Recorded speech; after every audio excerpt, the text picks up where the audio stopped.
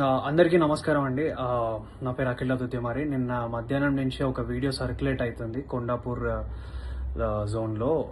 ఒక డెలివరీ అబ్బాయి రమేష్ అఖిల్ అనే ఒక అబ్బాయి మా ఎదురుగా ఉన్న ఒక ఫ్లాట్లో, చేలం రెసిడెన్సీ అనే ఫ్లాట్లో 201లో ఇవ్వాల్సిన పార్సల్ అరుణ రెసిడెన్సీ 201లో ఇచ్చాడు. అక్కడ డెలివరీ అడ్రస్ మీద వెరీ వెరీ క్లియర్గా రాసింది ఏంటంటే ఆపోజిట్ టు అరుణ రెసిడెన్సీ 201. నేను కావాలంటే మీకు ఆ లింక్ ఆ ఫోటో కూడా నేను మీకు పెడతాను. సో అది క్లియర్గా ఉంది. సో మా ఇంట్లో మధ్యాహ్నం పూట ఏంటంటే ఎవరో ఇంట్లో నలుగురిలో ఎవరో ఒకరు ఆర్డర్ చేశారని చెప్పి మా నాన్న ఆ అబ్బాయి వచ్చి డోర్ కొట్టగానే 201 అరుణ రెసిడెన్సీ అనగానే మా నాన్న తీసుకున్నారు. ఇది మన ఇంట్లోనే పెట్టారా అని మా నాన్న అడిగే లోపే మా నాన్న చేతిలో పెట్టేసి ఆ అబ్బాయి వెళ్ళిపోయాడు. ఒక ఆర్డర్ డెలివరీ ఇచ్చే ముందు కన్ఫర్మేషన్ చేసుకోవాల్సిన అవసరం డెఫినెట్లీ ఉంటుంది అనేది నేను అనుకుంటున్నా. ఒక ఓటీపీయో లేకపోతే కాల్ చేసో లేకపోతే ఆ పేరేంటో కనుక్కొని క్రాస్ చెక్ చేసుకొని ఇది కరెక్ట్ డెలివరీయా కాదా అని ఇచ్చుకొని వెళ్ళిపోవాలి. ఓకే, ఆ అబ్బాయి ఫస్ట్ ఒక తప్పు చేశాడు. ఓకే, రాంగ్ అడ్రస్ ఇచ్చేసి వెళ్ళిపోయాడు. మా ఇంట్లో తెలియకుండా మా అమ్మ ఆ కవర్ తీసి ఓపెన్ చేసి ఇంట్లో ఎవరు ఆర్డర్ చేసింది ఇది అసలు అని చెప్పి మా అమ్మ ఓపెన్ చేసింది, చూసింది. సరే ఇంట్లో ఎవరు ఆర్డర్ చేయలేదంటే అక్కడే పక్కన పెట్టేశాం. 20 నిమిషాల తర్వాత వచ్చాడు. ఆ అబ్బాయి కోసమే ఇవ్వడానికి అది పెట్టినాం. ఆ అబ్బాయి మా ఇంటికి అడిగినప్పుడు నేను ఆ అబ్బాయిని యాజ్ ఎ జనరల్ సిటిజన్గా, ఒక రెస్పాన్సిబుల్ సిటిజన్గా నేను అడిగిన క్వశ్చన్, బ్రదర్ మీరు అసలు క్రాస్ చెక్ చేసుకున్నారా అడ్రస్ అని అడిగితే ఆ అబ్బాయి చెప్పిన విధానం ఏంటంటే, లేదు నేను చూసుకోలే ఇచ్చేస్తా. ఆ అబ్బాయి తాగేసి ఉండి మాట్లాడుతున్న పదాలు అవి. అవును, లేదు చూసుకోలేదు ఇచ్చేసిన, నేను ఏంది ఇప్పుడు, ఏమైతుంది ఇప్పుడు, అది ఇది అని మాట్లాడాను. అట్లా కాదు భయ్యా, నువ్వు మంచిగా మాట్లాడు అని మాట్లాడుతుంటే మా మమ్మీ అటు నుంచి వస్తుంటే ఇది కొంచెం ఓపెన్ అయింది ఏమనుకోకటి తీసుకోండి అని ఇస్తుంటే వాడు ఏంది ఫ్రీగా వస్తే తీసుకుంటారా, ఏందే ఫ్రీగా వస్తే తీసుకుంటారా అని ఇట్లాంటి మాటలు మాట్లాడినాడు. యాజ్ ఎ కొడుగ్గా నా ఫ్యామిలీని రక్షించుకోవాల్సిన బాధ్యత నాకు ఉంది. ఒక రెస్పాన్సిబుల్ పర్సన్ గా మా అమ్మనో లేకపోతే మీ అమ్మల్ని ఎవరైనా ఏదన్నా కూడా ఎవరు ఊరుకోరు కదండి. ఎవరి మీదకి నాకేమైనా పిచ్చా, ఆ అబ్బాయితోని నేను గొడవ పడితే నాకేమన్నా వస్తుందా, పోనీ నా కెరియర్కి ఏమైనా హెల్ప్ అవుతుందా, లేకపోతే ఆ అబ్బాయిని నేను హ్యూమిలియేట్ చేసి మాట్లాడితే నాకేం వస్తుంది. నేను ఒకప్పుడు డెలివరీ జాబ్లలో పని చేసుకుంటా ఎదిగి ఈ రోజు హీరోగా అయినా ఉన్నాయి.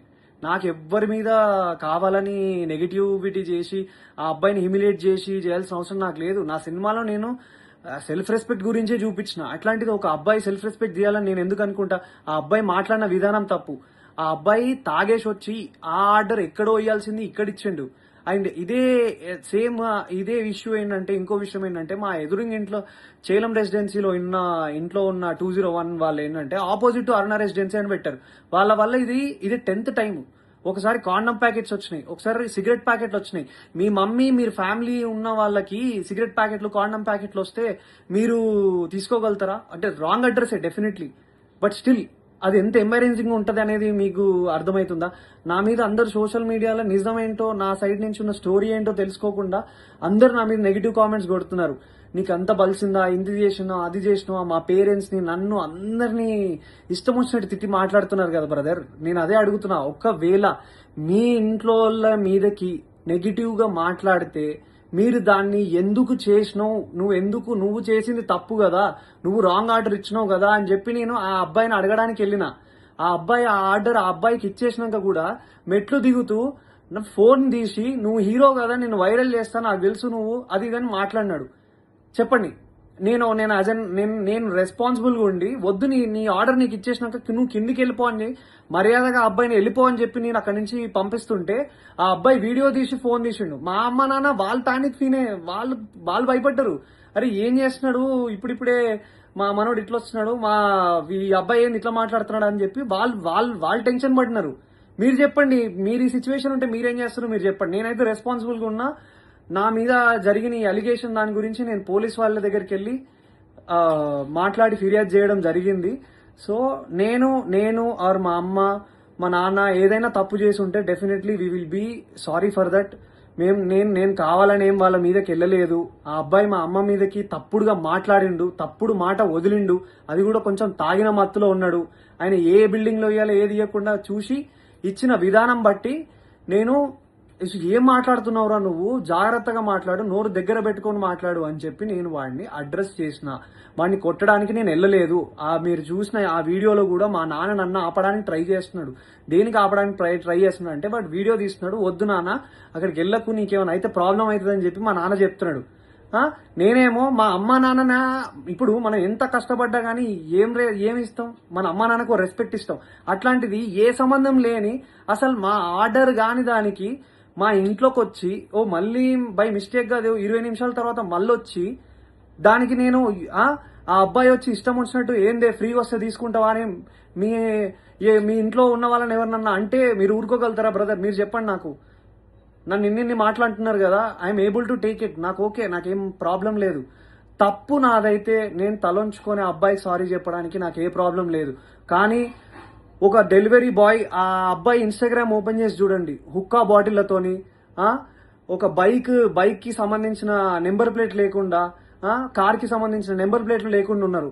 అలాంటివి ఫోటోలన్నీ పెట్టుకొని, హుక్కా ఫోటోలు పెట్టుకొని ఇవన్నీ చేస్తున్న అబ్బాయి, ఒక డెలివరీ అబ్బాయి చాలా ఇన్నోసెంట్ అని మాట్లాడుతున్నారు కదా.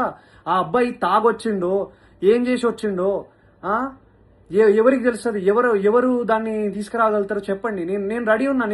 మీరు ఏదంటే అది చేయడానికి నేను రెడీగా ఉన్నా అందరికీ. And once again I request all the media and every one people, నేను ఒక మధ్య తరగతి మిడిల్ క్లాస్ కుటుంబంలో నుంచి వచ్చిన అబ్బాయినే. నేను డెలివరీలు చేసుకొని బతికే వచ్చిన. అట్లాంటి మా అమ్మ మా నాన్న డెలివరీ అబ్బాయిలు వస్తే మజ్జిగిచ్చి పండ్లిచ్చి పంపించిన రోజులు కూడా ఉన్నాయి.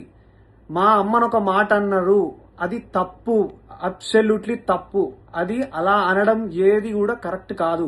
అండ్ ఒక సైడ్ డెలివరీ అబ్బాయి నా మీద ఊసింది, నా మీద అన్ని అలిగేషన్స్ చేస్తున్నారు కదా.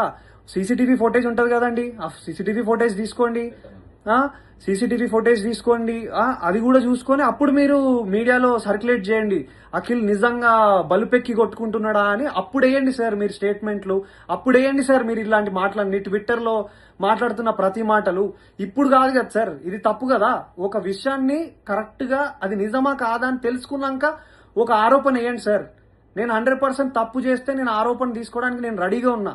కానీ నేను తప్పు చేయకపోతే నా ఇన్స్టాగ్రామ్ లో ఆయన నన్ను డిఫేమ్ చేయడానికి ట్రై చేస్తున్న అందరికీ ఏం ఆన్సర్ చేస్తారు సార్? ఏం ఆన్సర్ చేస్తారు? ట్విట్టర్ లో ఉన్న వాళ్ళైనా ఆ పేజెస్ లో నుంచి ఒక స్టోరీ, ఒక డెలివరీ అబ్బాయిని ఊరికే సరదాగా, నాకేం అవసరం సార్? ఒక హీరోగా ఉండి నాకేం అవసరం? ఒకసారి ఆ డెలివరీ అబ్బాయి జోలికి వెళ్తే నాకేం వస్తుంది సార్? ఆ అబ్బాయి ఏమనకుండా అంటే నిప్పు లేని పొగ వస్తుందా సార్? చెప్పండి, మీరే చెప్పండి సార్, నాకు అర్థం కావట్లేదు. ప్లీజ్ ఈ విషయాన్ని మీరు దయచేసి అందరూ అర్థం చేసుకోండి. నేను ఏ తప్పు చేయలేదు. నేను అక్కడ జనరల్ గా రియాక్ట్ అయ్యాను. మా అమ్మ మీదకి మాట్లాడితే, మా ఫ్యామిలీ మీదకి మాట్లాడితే నేను రియాక్ట్ అయ్యాను. అది నేను ఒక హీరోగా ఉన్నాను కాబట్టి అది డెఫినెట్లీ తప్పుగానే, అది తప్పే, నేను కూడా ఒప్పుకుంటున్నా.